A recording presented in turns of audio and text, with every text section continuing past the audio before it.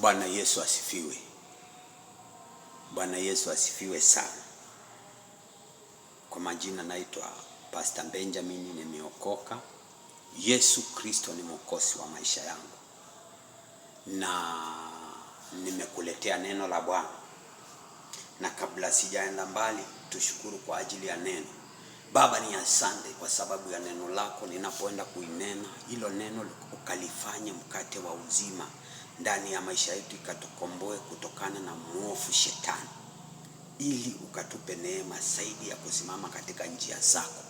Na ni katika jina la Yesu naomba na hata kuamini. Amen. Bwana Yesu asifiwe sana. Nimekuja tena, nimekuletea ujumbe. Leo nataka tuone mambo mawili matatu ambayo yanatuhusu sisi wanadamu, kwa sababu imefika mahali dunia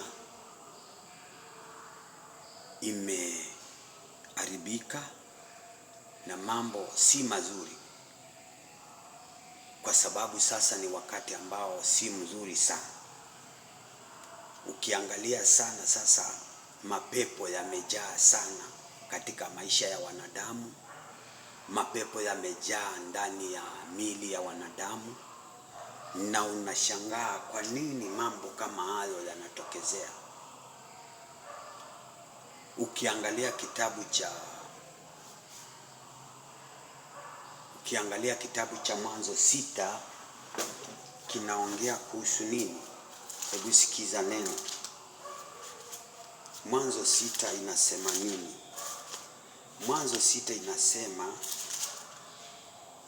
ikiwa wanadamu walipoanza kusiti uzoni pa nchi, na wana wa kike walizaliwa kwao, wana wa Mungu waliwaona hao mbidi za wanadamu ya kuwa ni wazuri, wakajitwalia wake wote waliochagua.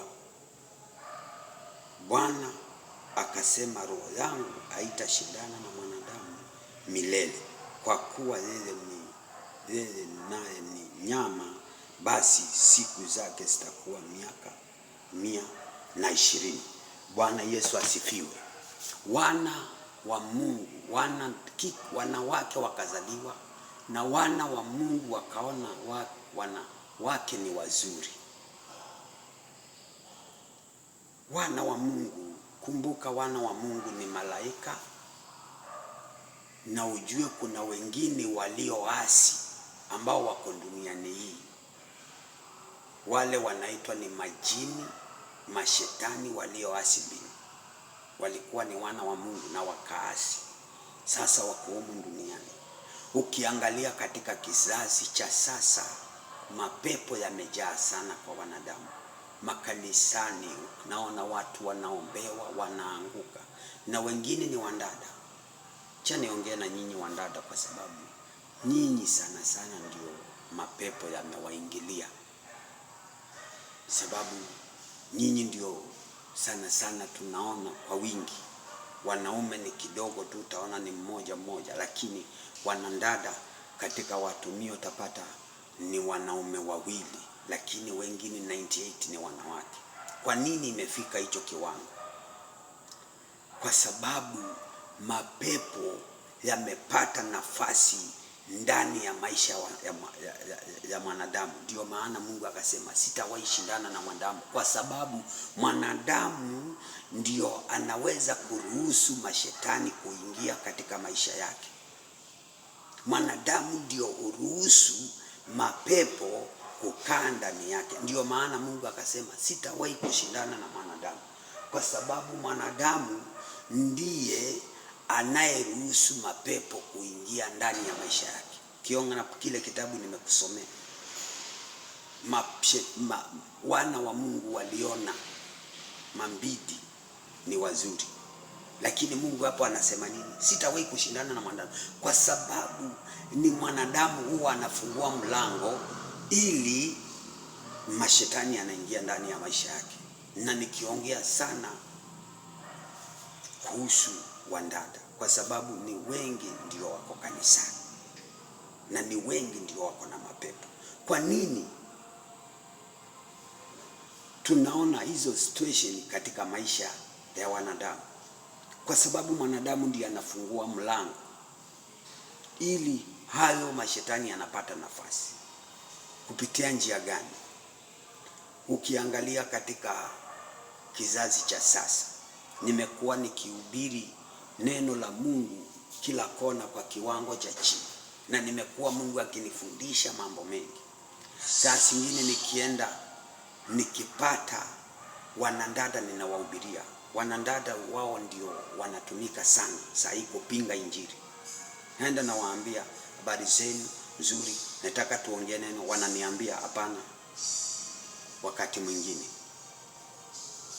wanaume kidogo wanaheshimu neno la Mungu, lakini tukija kwa wandada utaona ya kwamba wanadharau neno la Mungu kwa kiwango kikubwa.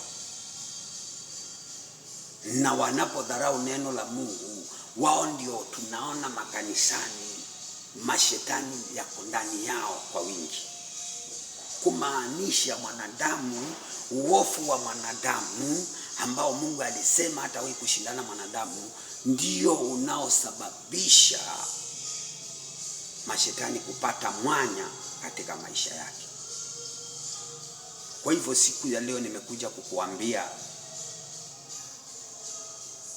ikiwa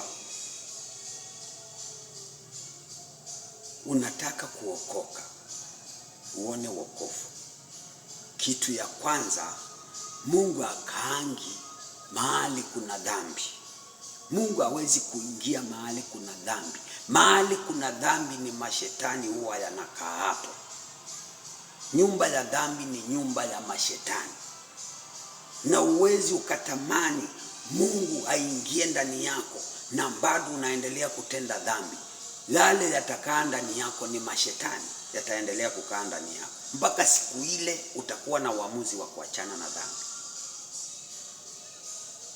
Dhambi, watu wanafikiria dhambi ni usherati, lakini kiburi ambacho nimekiona nikihubiri injili kwa wanandada. Wanandada sasa hivi wako na kiburi kingi sana ambacho hakijaonekana. Na hicho kiburi ni milango ya mashetani kuingia ndani ya maisha yako. Hii kukataa neno la Mungu ni mlango wa shetani kuingia katika maisha yako. Usiende kanisani kwa sababu unataka miujiza tu. Miujiza haitafanya shetani akuachilie.